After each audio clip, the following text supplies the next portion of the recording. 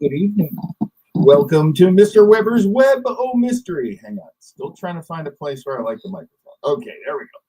Oh boy, this show has been weeks in the making. We had to cancel this show because of the wildfires out here in California, and that was scary and horrible.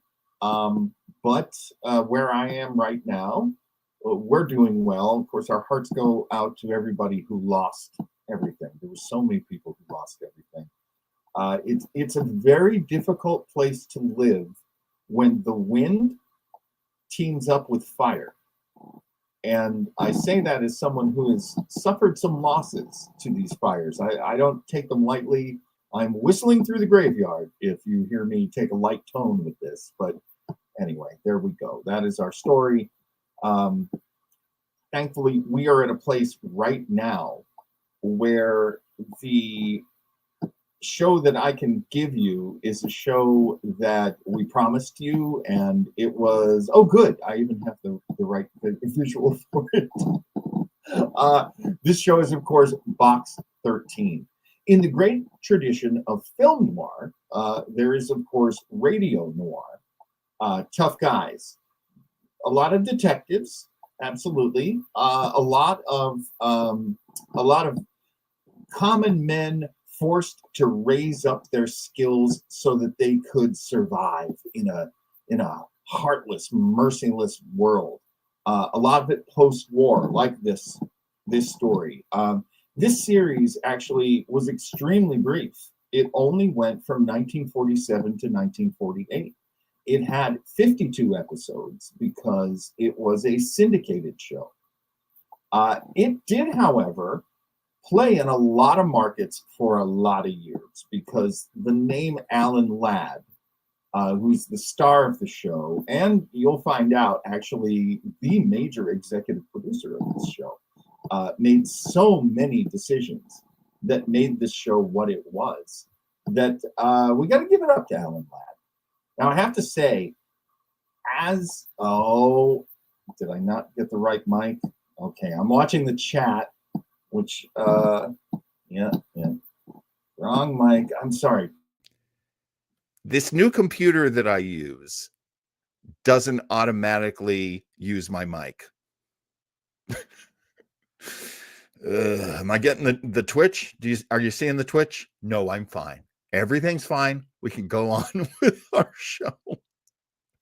Oh my gosh, Raphael, how dare you?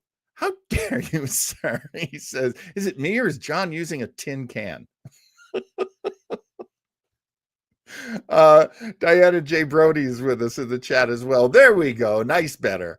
And also with us is our good friend, Joe Townsell. Joe Townsell, with whom I make so many great podcasts and shows. And it's thank you everybody for helping me. This is always a group effort, and I really do appreciate it. I appreciate that you're here watching the show because of course we do it live, and I like to put people's comments up on the screen, and I write comments myself while we listen to the show. It really is my favorite way to listen to old time radio shows. With Box 13, Alan Ladd was pretty much correcting something he'd always had to fight, and that was show business would fire him like that, and usually for no good reason. Alan Ladd's family came from tough times. He and his stepfather, actually, because he lost his father at age 4 to a heart attack. His mom remarried. They lived in Oklahoma City for a while until the Dust Bowl. And then they basically, in the great Grapes of Wrath tradition, came out to California, where they lived in Pasadena, California, in a tent settlement. They were part of the migrants who were living in these, basically temporary tent cities. It was rough. Eventually, Alan Ladd's stepfather would get some movie studio work painting sets. And that allowed them to move into the infamous San Fernando Valley, a place I lived for more than 20 years. And it really is where the workers of Hollywood lived. And Alan Ladd went to North Hollywood High School. He was actually very successful in high school. He was a real jock, a great swimmer, a diving champion. As a matter of fact, he actually was in an aquatic show as a very young man. In senior year, he and a bunch of other athletes decided to be in the play's version of The Mikado. Now, I don't know if they knew there was a talent agent in the audience or if there would be. It's North Hollywood in the 1920s. It's likely to happen. I'm sorry, early 1930s. And a bunch of boys got signed from North Hollywood High School, chiefly among them Alan Ladd. Alan Ladd was signed to Universal Studios. One of the things that they would do in the old studio days, the old studio system, as we call it, would be they would send the kids to classes and really make sure that they learned how to ride a horse, shoot a gun, throw a lariat, and act and dance and sing. And these were all skills that Alan Ladd perfected while being basically an extra and a bit part player in Universal movies. Ladd was let go. After 3 years, Ladd was let go out of that contract. So were all the other boys from his high school who got signed. Among them, a young actor named Tyrone Power. So it wasn't his fault, and it's rough, and there you go. He actually tried to open a hamburger shop across the street from his old high school because he'd always thought, if kids could go there after school and spend their pennies and get something to eat, that'd be a good business. Unfortunately, it didn't work out. It was called Tiny's Patio, based on the nickname that Alan Ladd had in high school. We're going to talk about this. It's not something I'm always comfortable talking about. I'm 6'4". I hit about 6 feet tall in 8th grade. I don't know what it's like to be treated badly for being not tall. And Alan Ladd, it is said, was 5'6". But I will say, as a person who's observed Hollywood a lot, when they say 5'6", they don't always mean 5'6". That's sort of the acceptable number. I'll put it this way. Alan Ladd was in a lot of movies with Veronica Lake, and they were considered this gorgeous couple. They were an absolutely gorgeous pair of actors. And one thing that we never knew about Veronica Lake that I actually found out today, she was 4'11". That glamorous hairdo, that gorgeous girl, was 4'11", and just a few inches taller and looking fantastic next to her was Alan Ladd. Now, Alan Ladd will always be remembered by film fans for being in the movie Shane. He played the title character. That was a different kind of Western, too. That was a Western in which a cowboy is very reluctant to be a cowboy. He just wants to work on a ranch. He doesn't want to have to get into gunfights and fights and battles and range wars and all these things. And again, there's a little bit of film noir in that, a little bit of the guy pushed to the edge. And that's the only reason why he goes back to his violent ways. There was I'm looking at the comments in the chat. You guys are always so funny. Actually, Raphael, you bring up a great point that I was saving till the end, so I'm not going to say it right away. But Chris is here. Hey, Chris. Hair was half of her, Veronica Lake's, height. She was tiny. I also didn't know that Donna Reed was 5'3". Donna Reed also played extremely well with Alan Ladd. Well, here's one of the things about Alan Ladd, and I don't know how to say this in a way that doesn't sound horrible, but I will just say it. He was incredibly well proportioned. If you put him on something to make him taller, he just looked taller. He didn't look like a small man by any means. There's a thing in show business. This is one last little tidbit I'll give you before we get to the show. There's a thing in show business. If you've ever been on a set, you've run into them. They're called the apple crate. The apple crate is actually built. It's very solid, and you can put heavy objects on it. You can put people on it. It is sometimes used as a chair. It's sometimes used as a like human-sized Lego where people will build things out of them. The apple crate is a very solid piece of furniture. And what people will use it on movie sets for is they will add height to an actor by having him stand on an apple. One of the things that that might happen is there might be two apple crates. There's a nickname for the apple crate on a set. I actually heard it on a set because me being tall, the person that I was doing a scene with had to stand on an apple, and they called it an Alan Ladd. I'll tell you more about Alan Ladd as we get through the show.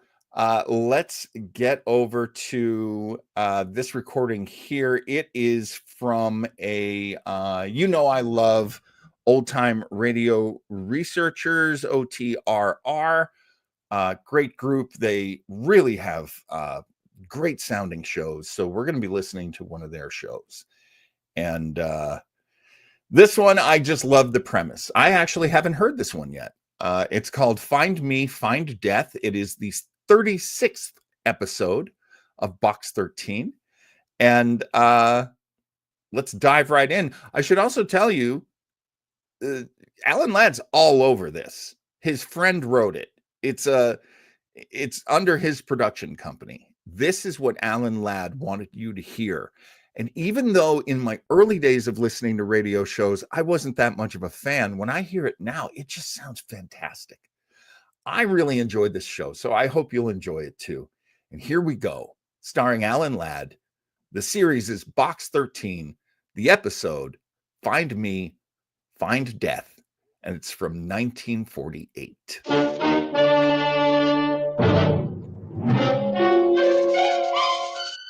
Box 13, with the star of Paramount Pictures, Alan Ladd as Dan Holliday.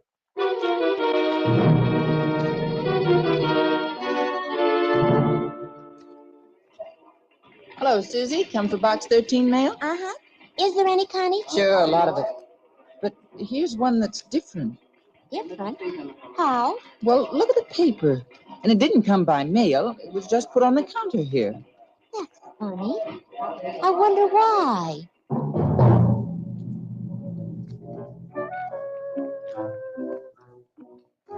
Yeah, it was funny, all right. That was the letter that said, Box 13. I've been watching your ad appear in the Star Times day after day. You want adventure? Very well, I think I can offer that. I'm going to find out who you are. And when I do, I'm going to kill you within 4 days. That gives you 4 days to find out who I am. If you learn that, you may stop me from killing you. But if you don't, at least you will have 4 days of different adventure.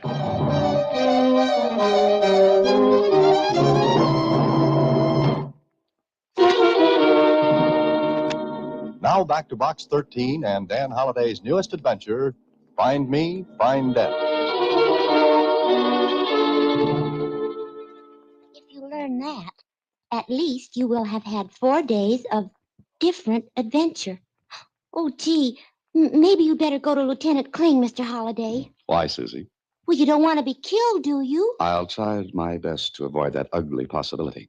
You think it's just a gag, don't you? Well, it could be. And then again, oh, Susie, What, Mr. Holliday? Know why this letter was delivered to the Star Times by hand rather than through the regular mail? No. So whoever wrote it could see who picked up the mail there. And find out who you are. And you. You worried? I am now. Gee, it could be a psychic killer who wrote it. Psychopathic, Susie. Anyway, I don't think we should take it too seriously.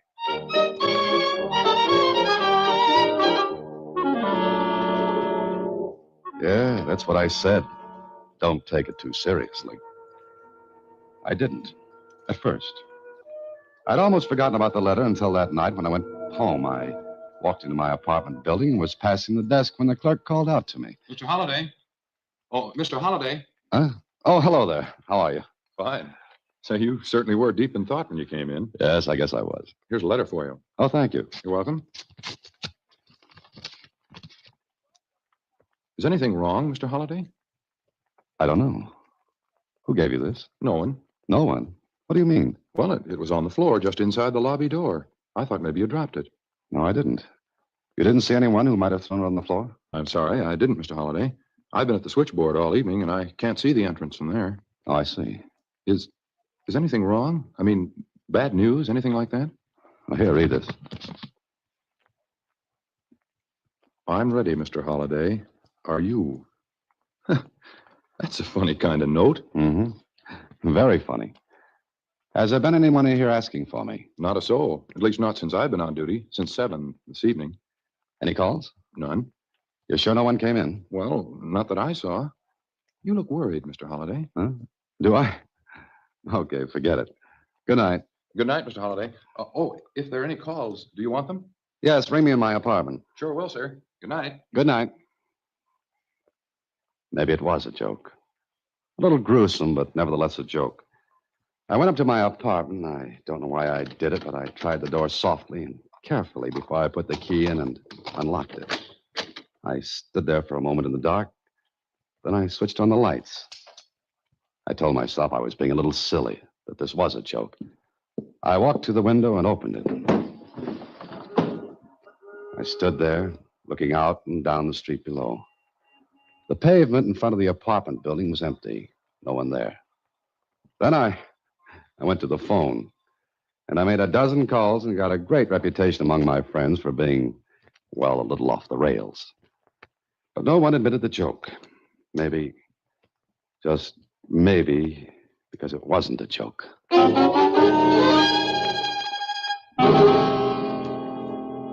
morning, Mr. Holliday. Gee, you look as though you haven't slept. You look tired. Oh, I slept, but badly. Did you have couldn't you sleep? Where's the mail, Susie? Oh, right here. Oh, thank you. What's the matter, Mr. Holliday? Oh, nothing, Susie. I'm just getting a little angry, that's all. At me? Oh, no, Susie. Not at you. What is it? Same paper, same handwriting. Huh? What is? This letter. But this time it was sent through the mail. Mr. Holliday, what's wrong? Here, read it. Oh, sure. Dear Mr. Holliday, now I know who you are. You must know it because you got my message last night. But what I didn't tell you in my last letter was that if you go to the police, you won't get 4 days. I'll kill you as soon as you make a move to contact them. Play the game fairly, Mr. Holliday, and you'll have 4 days. Good luck. Let me have that letter, Susie. What are you going to do? Pay a visit. To the police? Oh, but Mr. Holliday... No, not to the police. I'm just going to satisfy myself about something. Will you come in, Mr. Holliday? Oh, thank you, Doctor. Please sit down. Thanks. Now, the nurse said that you seemed rather anxious about something. I don't usually see people without appointments. I know it. I appreciate this. Oh, here are 3 letters, Doctor. I'd like you to read them and, well, as a psychiatrist, tell me what you think about them. Letters? Let me see. Can you read while I talk? Certainly. Go right ahead. Well, here's my advertisement in the Star Times, the one mentioned in the first letter you're reading now. Mm-hmm. I'll explain about the letter later. But first, would any person be liable to write such letters as those? No normal person, Mr. Holliday. But an abnormal person might. Have you thought of the possibility of a prank, a joke? Well, I have. No one admits it. Well, no one would if it is a joke. Doctor, What kind of a person would write letters like those? Leaving out the gag angle, I mean. Mr. Holliday, if I try to, well, go into motives thoroughly, you'd be here all day listening to me. However, there are people who, to all appearances, external appearances, seem perfectly normal. Yet those same persons, once the stimulus is applied, the motivation furnished, will do terrible things. Even commit murder? Yeah. Our records are full of such case histories. Why? Mr. Holliday, what little we know about such things tells us that these persons need, even actually crave, a bolster to their egos. Now, if the person who wrote these letters really kills you, as he says, then he'd feel superior to you and the rest of the world. That's oversimplifying it, of course, but basically that's it. Yeah, but why pick on me? Well, look at your advertisement, Mr. Holliday. Box 13, adventure wanted. We'll go any place, do anything. You mean that ad is a challenge to the person who wrote the letters? Exactly. You supplied the stimulus, the motivation to this person. In other words, barring a joke, I'm in trouble. Why don't you go to the police? You read the third letter. If I go to the police, I'll be killed before the 4 days are up. I think you've got to take that chance. Maybe. Look, Doctor, can this be kept confidential? Well, if you want it that way, yeah. For a while, anyway. Now, thanks very much. Oh, would you send your bill to my office? Oh, no charge. On one condition. Condition? What's that? Come to see me after 4 days. Doctor, I'll be very happy to see anyone after 4 days. That night, I tried to sleep, but I couldn't. I told myself 1,000,000 times that it was stupid and silly to let this get me. It was a joke. It had to be. But I heard Susie reading that letter. Now I know who you are. I'll kill you. Those same persons, once the stimulus is applied, the motivation furnished will do terrible things. I'm going to find out who you are. And when I do, I'll kill you within 4 days. Look at your advertisement, Mr. Holliday. That ad is a challenge to the person who wrote the letter. Kill you within 4 days. Do terrible things. Don't go to the police. Why don't you go to the police? I jumped out of bed as though I'd been shot. I thought I had. But it was a car backfiring in the street below. Well, that made up my mind for me. I was going to the police. I got dressed and went downstairs. Oh, going out, Mr. Holliday? Yeah, for a little while. Can't sleep? It's a little tough. Yes, sir. Pretty noisy outside. That car backfiring woke me up. You were sleeping? Well, just dozing, that's all. You're supposed to stay awake. Anyone could get in or out. Well, I'm sorry, Mr. Holliday. I just Oh, no, I'm sorry. I'm jumpy, I guess. Forget it. Oh, if there are any calls, I'll be back in an hour. Yes, sir, Mr. Holliday. Good night, sir. Good night. I walked out of my apartment building. There were a lot of people on the streets, coming home from shows, maybe going out for a bite to eat, or to the store for a package of cigarettes. I looked at their faces. They were the same kind of faces I saw every other day. Except now they were different in a subtle way. I wondered which one might be. Hey, Bud, Huh? What? you got the time? I scared you, huh? You looked like you was 1,000,000 miles away. Oh, I wish I were, mister. I wish I were. Oh, here you are. Hey, I asked for the time, not a handout. It's all right. You're welcome. Hey, cab. Cab. Take me to the nearest police station. Make it fast.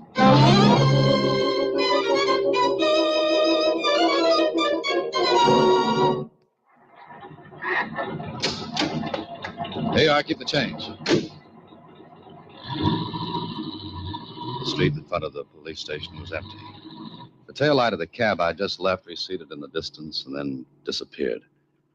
The headlights of a car coming down the street were yellow and misty. I started toward the stairs, but stopped to watch the car coming down the street. It slowed up a little, and then an envelope hit the pavement. I picked it up. The car from which it had been tossed disappeared down the street and around a corner. I tore open the envelope. The note was in the same handwriting. It was short, sweet. Mr. Holliday, if you try to go into that police station, a bullet will kill you before you can get inside.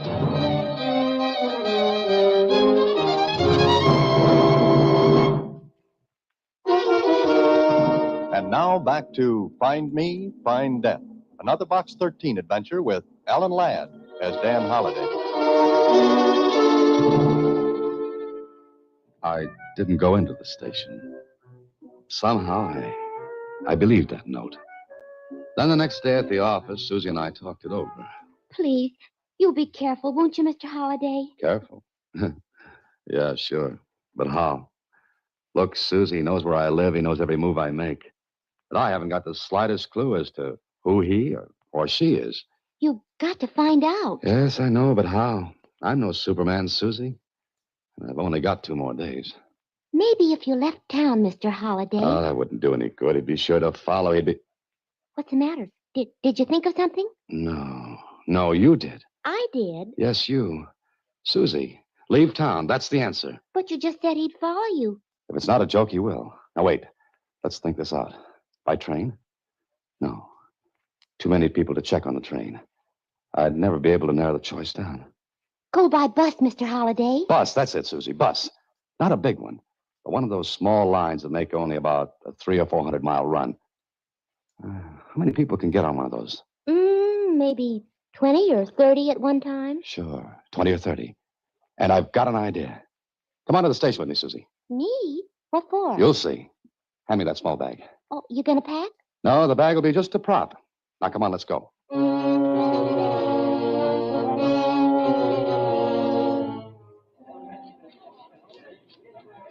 Now, look, Susie. I'm going to buy a ticket on that bus, the one marked on the schedule leaving in 5 minutes.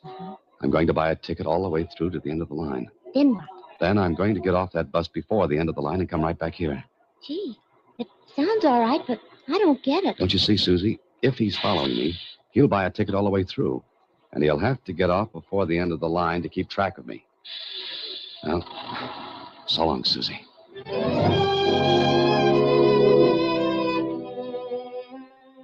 I took a good look at my fellow passengers on the bus. It wasn't crowded. There were only 10 beside me. I wondered which of the 10, if any, was the person who was after me. Then... Excuse me. Oh, excuse me. Oh, yes. Would you do me a favor, please? Oh, if I can, sure. What is it? This is my little boy, Harold. All the seats next to the windows are taken. He likes to look out. I wondered if you'd mind if he just... Oh, certainly not. Here you are, Sonny. Climb in. Oh, thank you. Harold, be careful of your lollipop now. Don't get it all over the nice man. Like to ride, Sonny? Hey, it's pretty out there, isn't it? Kid don't talk much, does he? Oh, no, not much. Going all the way? Yes, all the way. And you? All the way. You want one of these books to read? Help pass the time? Oh, thank you. No, it's nothing. Here's a good murder mystery. You like murders? Nothing like them. Most of the murderers in them books are sure dumb. Now, if I was going to kill somebody, nobody would even know I was going to do it. I bet I could kill somebody and get away with it. That is, if I wanted to kill somebody. And do you? Sometimes I do, mister. Sometimes I do. Well, I'll let you to your reading. Harold, you can come with me now. Thanks for your kindness, mister. There's a seat next to the window up front now.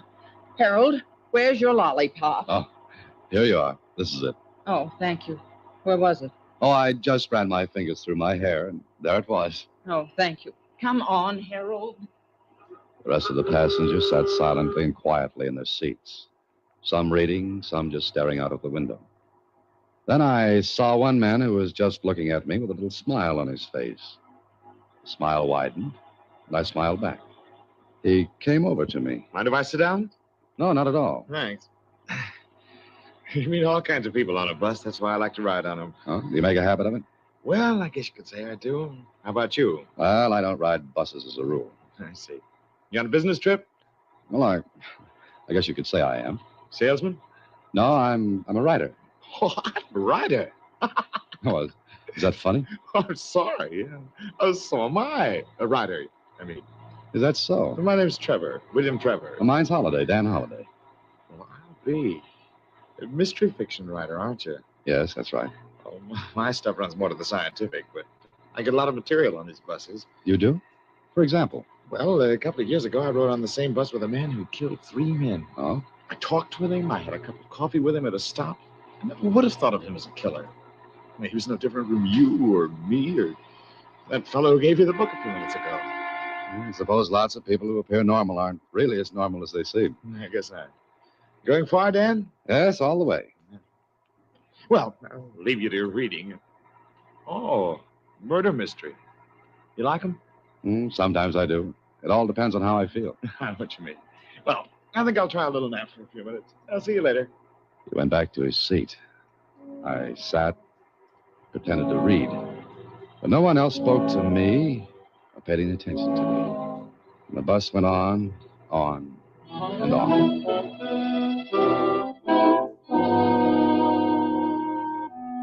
The bus made its first stop after an hour's ride. I got off, as did the rest of the passengers. Everyone took a stretch, and then... What? All aboard, please. All aboard. I ducked behind a post and waited. Waited until the bus pulled out.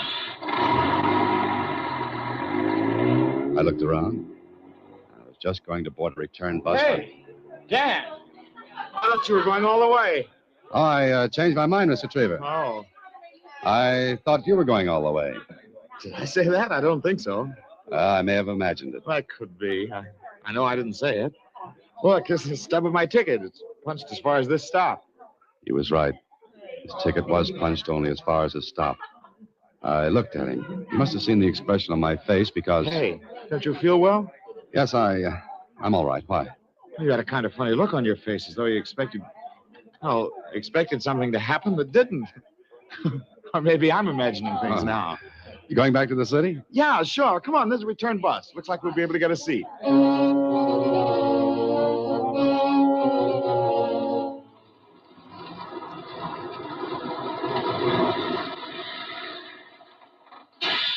Hey, Trevor.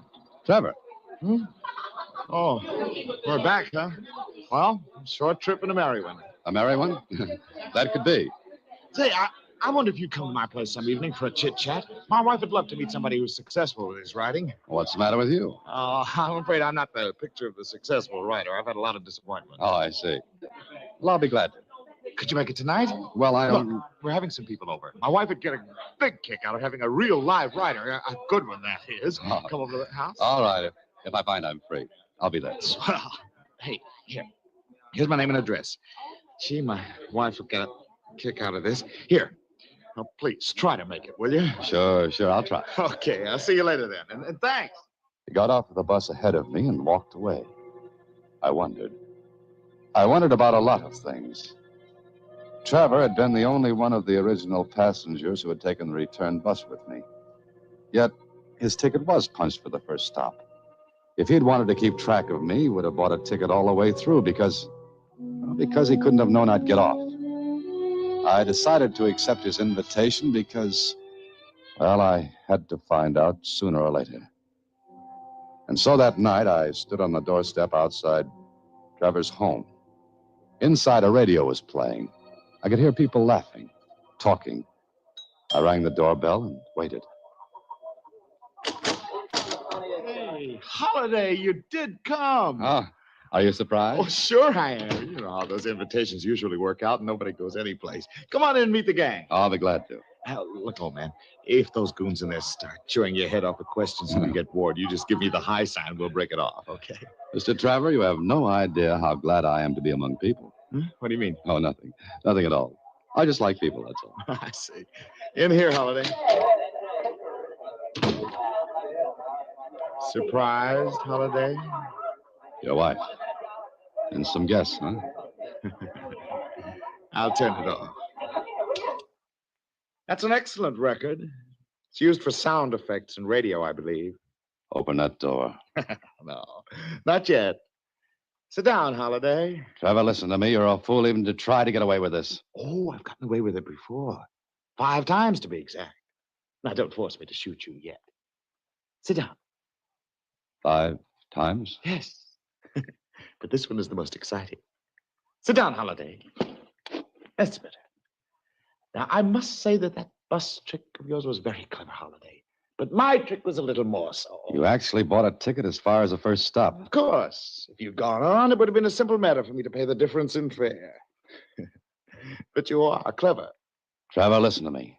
You're not well. Now, let's stop this nonsense right now. Not well. I'm well, all right. The rest of the world is made up of fools and idiots. But I like you, Holiday. So much so that I'm going to give you a chance. Chance? What kind of a chance? You sit at one end of that long table. I'll sit at the other. Go ahead. Now what? Now, neither of us can reach the other.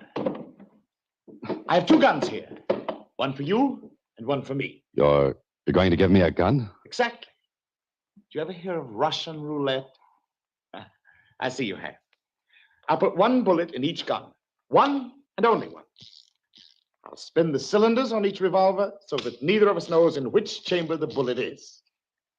Now, the bullet in your gun may be in the chamber under the hammer, or it may not. The same for mine. Here, catch. Trevor, for the last time, let me out of here. No! You play the game. Point the gun at me, Holiday, as I point mine at you. So, if your bullet is under the hammer, you'll kill me. If mine is under the hammer... Ready? Squeeze the trigger, Holiday, because I'm going to. Trevor, stop it. I'm rather tired, Holiday. This may be the end. When I count 3. 1, 2, 3. They're both lucky. All right, once more. There was one long chance. To my right was the only light in the room, a student lamp on a small 2. table. I waited until Trevor counted to 3, then dived for the 3. lamp. What? It was dark. I heard Trevor move and then... Holiday! Holiday! Stay where you are, Trevor. Don't try to get out the door, Holiday. I know exactly where it is. Now fire. I've got a bullet, too. Have you? You think I'm a fool? You've got a fake in your gun. You try it. Oh, this is more exciting than I ever imagined it would be. Holiday, you may as well take it now, because you'll never get out alive. Go ahead, fire at me. When do you think you'll get the loaded chamber, Trevor? I'm going to kill you. I must kill you. The next chamber's the one, Trevor, and you'd better hit me. I'll wait. I'll wait until I can see you. Will you? Then you'll have to wait until morning. By that time, I'll be missed, and my secretary knows where I've gone. Then they'll come here, Trevor. They'll come here and take you away. No. They'll put you where you'll get better because you're sick, Trevor, very sick. No. Think of it, Trevor. Long nights and days where you Shut can't up. get out. Shut up. Long nights and days. They'll come for you, Trevor. They'll come for you in the morning. Holiday? Holiday? Holiday?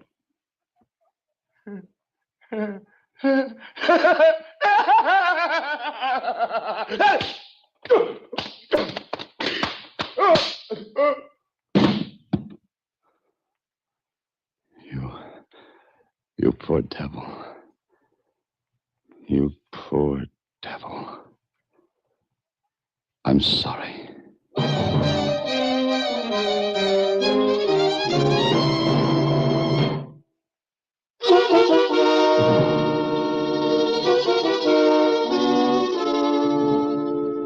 And you were locked up in that dark room with him. Yeah, Susie. It wasn't nice. But now he's locked up, where he can't harm anyone or himself. You know what, Mr. Holliday? You need a nice long rest. Oh, say it again, Susie. Say it again. You sure do. Why don't you take a nice bus ride someplace? But, good night, Susie. Next week, same time, through the courtesy of Paramount Pictures, Alan Ladd stars as Dan Holliday in Box 13. Box 13 is directed by Richard Sandville, with this week's original story by Russell Hughes. Original music is composed and conducted by Rudy Schrager. Part of Susie is played by Sylvia Picker, and production is supervised by Vern Karstensen. Box 13 is a Mayfair production from Hollywood.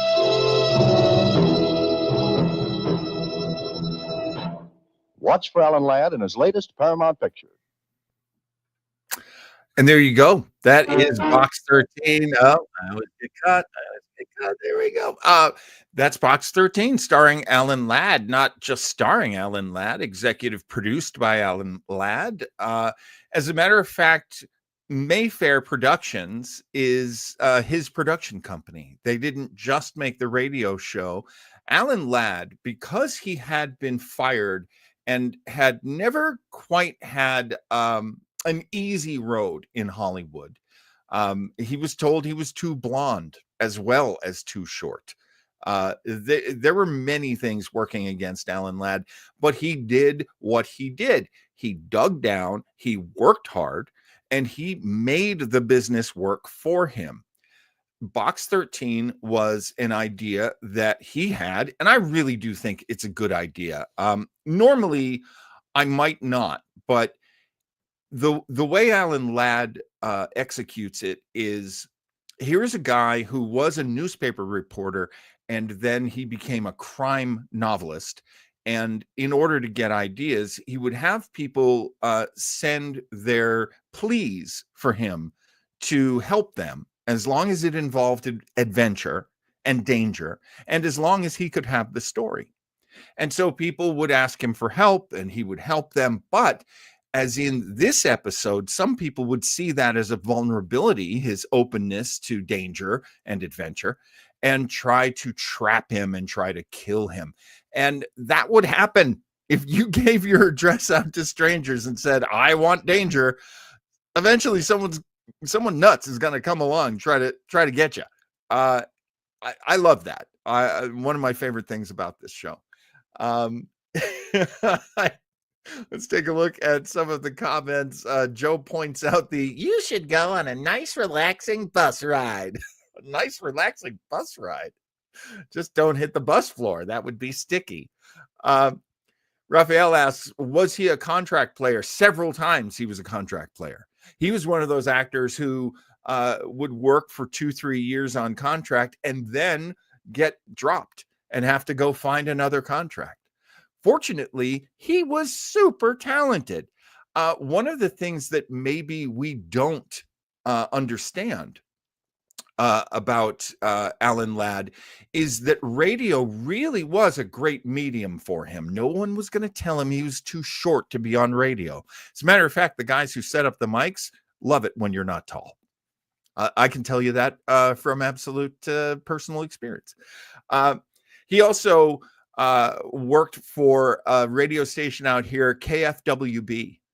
And he was the only actor under contract at KFWB. It was a really good gig. Now, he had been working off contract for other radio stations, and a talent scout got in touch with the radio station and said, I want to talk to the guy who played the son in the radio play. Oh, well, that's Alan Ladd. Great. I want to talk to Alan Ladd. Also, I want to talk to the guy who played his father. Well, that was Alan Ladd, too. Alan Ladd could modulate his voice to play many characters to the point where he was actually really good at doing scenes with himself, like the father and son in this play. As a voiceover artist, I find that incredible. I am so impressed by that. Alan Ladd would go on to become Hollywood royalty, as it was brought up at one point by our friend Raphael in the chat. I just saw this the other night, too. I was watching a documentary about Gene Wilder, and Gene Wilder was telling the story of how when they were trying to get Blazing Saddles made, it was impossible. It was almost impossible to get it made. And then they met the studio executive, Alan Ladd Jr. Not only did he give the green light to Blazing Saddles, but they went to a different, I think they went to Columbia to make Young Frankenstein. And Columbia was all in. Oh, that sounds great. Let's make it. And then they said, we want to do it in black and white. And they said, nope, get out. Out. Again, they went to Alan Ladd Jr. and said, this is how we want to do it. And he said, that sounds like a great movie. And two of the greatest comedies ever made, Young Frankenstein and Blazing Saddles, were because of Alan Ladd's son, Alan Ladd Jr. And then, yes, somehow there was somebody married somebody, and Alan Ladd and Cheryl Ladd were related to each other. And that's awesome, too. Who doesn't love Cheryl Ladd? That will do it for this week. I'm gonna cut it off there. And this is so funny. Chris, I worked in radio because I had a face for it. Me too. Same. In radio, we had to have a jock voice. Well, Chris, in radio, I had to have a jock voice too, because I worked at a radio station where if you used real S's, it would sound terrible because the signal, the condensation on the signal was so bad that you had to say all of your S's like this. It was the best of times. It was the silliest of times. Hey, thank you so much for joining me for this one. Next week, I am going to play a show. I'm just going to tell you this straight up. Straight up. You're going to want to hear this show. As much as we've covered mysteries and suspense and thrillers on the web of mystery, this is a different kind of detective show. This is a detective show put together by people who were incredibly successful at making soap operas. This is a soap opera version of what a detective show is. And that might be one reason why it's called Mr. Keen, Tracer of Lost Persons. That's the whole, you could say Mr. Keen. Lots of people say Mr. Keen.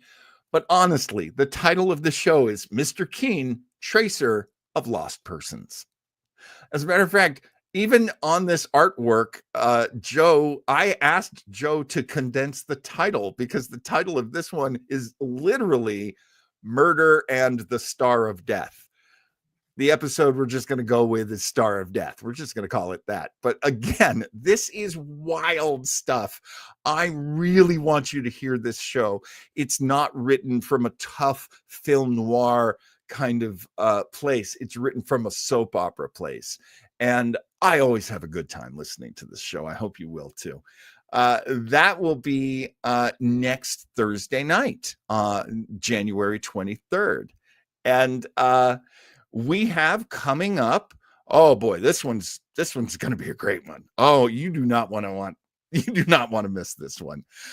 On Retro Rangers, Joe Townsend and I will be watching. There's so many of them. There are these little films on YouTube that are striptease and burlesque and strippers, and it's so awesome. I love it. I hope you'll join us for it. Of course, there's some more modern stuff in there too. That explains why the goddess, Adrienne Barbeau, is also on this title. But very exciting, our very first episode with one of my favorite people that I met in New York when I was back there in the 90s, Bob Greenberg, one of New York's premier comedians. I love Bob, and I finally get to share him with you and with Joe coming up this Sunday. Bob Greenberg, a man who has been on so many stages and is just a tremendous comedian and also a comedy historian. I love Bob, so this is a great opportunity to introduce him to all my friends. Looking forward to that. And then next Tuesday, in place of Retro Trekkers, every few weeks we like to roll out another one of these. It's Joe Townsend's Dread Time Stories. And this one is a story that may have gotten lost in the mix among all of Joe's stories. It's from the collection Anticipation. It's one of a few stories that Joe has in there, and Joe really is like the star of that book, frankly. I love the other authors, but Joe's awesome. And we are going to get to share with you Graduation Day. Joe will be reading, and it's a very good looking show. Joe is a great artist as well as a great writer. So there you go. Tuesday, January 21st. Please join us for the third presentation of Joe Townsend's Dread Time Stories. We are very excited to share with you Graduation Day. That's going to be it. I didn't play the intro, and we do have an outro. I'm just going to use the outro. Yeah, why not? Oh my God, Chris, I didn't know you knew Bob. Small town. Small town. Thanks, everybody. Hey, really appreciate it. See you next Thursday night for Mr. Kane Tracer of Lost Person. And have a great week. See you Sunday, maybe.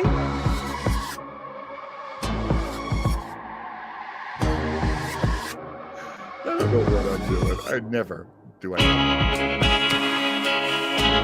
Bye, everybody.